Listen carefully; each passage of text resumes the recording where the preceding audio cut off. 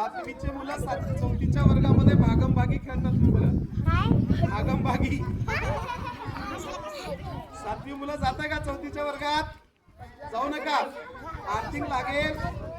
त्यामुळं कोणी कुणाच्या वर्गात जायचं नाही. ज्या ज्या वेळेस आपल्याला वेळ मिळाला त्यावेळेस आपण वाचन करायचं, लेखन करायचं, आपलं काम आपण करायचं.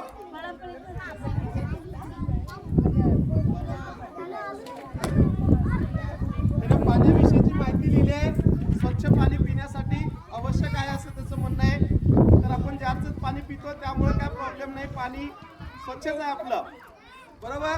जास्त सोडून कोणी बोरचं पितंय का? नाही. तर पाण्याविषयी लिहिलेलं आहे, नाव लिहिलं नाही तरी. आरव कोण आहे? आरव. आरवचं नाव याला बघा.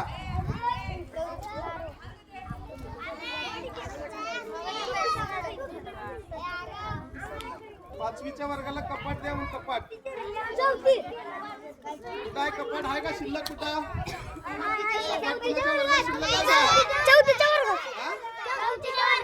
चौथीच्या वर्गात कपाट शिल्लक आहे?